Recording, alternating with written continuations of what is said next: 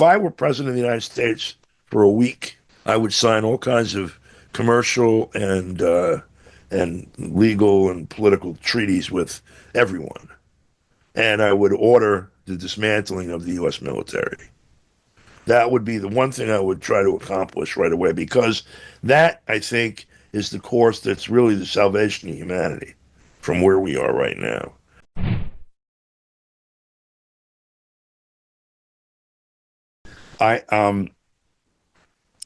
There's a term I can't use because it's a vulgarity, but what it means is it's all appearance. The actual work of these departments, with a few exceptions, is not going to be done by those people. They are political payments, either after the fact or in advance. There were lots of people at Fox that gave Trump the air that he needed to win the campaign. I don't know how that worked in the background. I don't know if he was dealing with individual producers, with Rupert Murdoch or whoever the hell runs that place now. And there are others. He's a business person, and you trade what you have for what you want. There is very little precedent, really, in recent years among cabinet members for any of the cabinet members outside of maybe the State Department and Defense Secretary to have any actual skills or experience in the field that they were appointed to. They're rather political appointments, and there is an actual skilled layer of administrators immediately underneath them. I don't know who his deputies are yet. I do know that Trump has a rich stable, for lack of a better word, of talent to draw upon for particularly business-related things.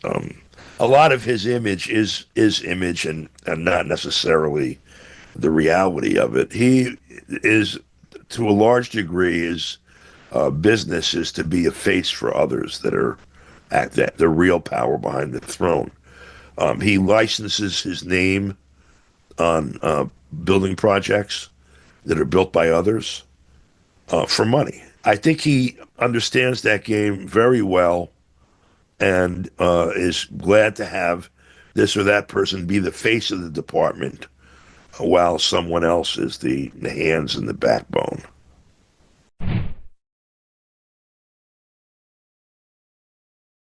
The biggest challenge for facing Trump is to get control of his own government.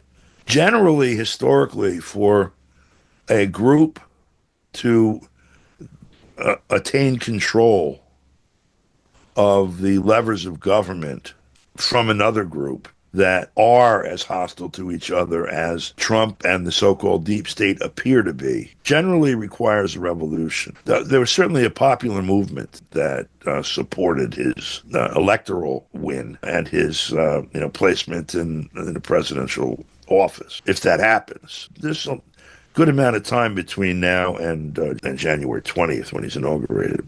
But once he gets in, his task is going to be the same as it was last time, which is to try to actually govern. You're seeing already the resistance being organized even among Republicans in the Senate against Matt Gaetz, which is one of his key appointments. He's appointing Matt Gaetz as Attorney General and giving him the task of going after everyone that has been abusing power and using it as a political weapon. Gaetz has been on that theme for a couple of years now since they started doing it. And he particularly has been pointing to the relationship between arms manufacturers and members of Congress who have been key in continuing the wars. The one that's just finished finally for the moment in Afghanistan, and the one in Ukraine, that he considers there to be deep corruption that's enabled these wars, and it drives these wars and he aims to put an end to it. That is one of the fundamental levers of power of the people that supposedly have been displaced by this election. So the first task is going to be to actualize that, because they are still in a position to resist it, and we're going to see how that is true as that battle develops. If he can get past that and gain some measure of control of his own government to face the world, I think the way things went with the DPRK with North Korea last time is a good model for both China and others like Iran. I think that he has a very keen sense of what Senator Mike Mansfield referred to as only a Nixon could go to China, in reference to the rapprochement, the recognition of People's Republic by the United States backed by Nixon. Because Nixon had been such an anti-China hawk, or anti-Chinese revolution hawk, for decades, that no one could say he was being soft on communism or whatever, which was what they used as political weapon, if he went and normalized relations. And so that's what he did.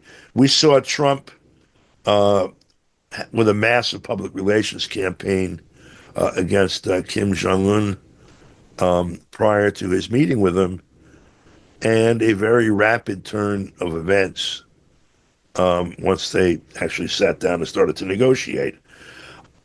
It may be portrayed as bromance or whatever, that this is some personal relationship, but, people that pay any attention to this stuff understand these are two heads of state, and they represent clusters of interest on either side, and that when they're speaking in the media is public relations. And so, what he was doing was softening up the public so that the Democrats couldn't say, and they still do, well, he gets along with Kim Jong-un because he likes tough leaders and, whatever the word is, authoritarians. And Putin, the same thing. The rhetoric is intended to soften the blow, the political fallback for a change of course. If I were president of the United States for a week, I would sign all kinds of commercial and legal and political treaties with everyone. And I would order the dismantling of the U.S. military. That would be the one thing I would try to accomplish right away, because that, I think, is the course that's really the salvation of humanity from where we are right now. That has to happen pretty soon. Just the people that are concerned about climate change, the largest consumer of fossil fuels on a daily basis is the U.S. military, flying helicopters around Korea and jumbo jets around Europe and whatever for no reason whatsoever other than to prepare for a Holocaust. I think Trump sees the world in that way too. And I think he has people around him who are working on that. And I believe we may see a period of some really tense rhetoric and perhaps even low-level military exchange. But I think the intent will, in any event, the result will be not just a normalization, but a warming of relations and a flourishing of business across the board.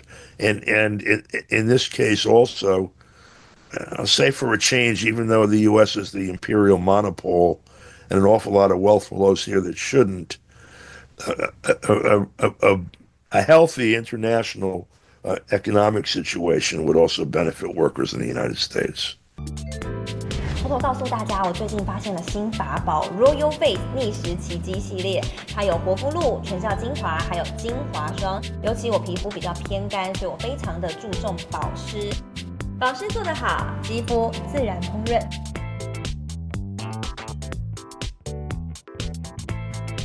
提亮肤色更年轻，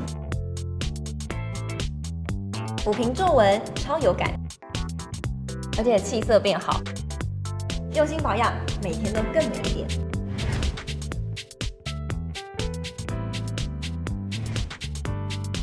美吧。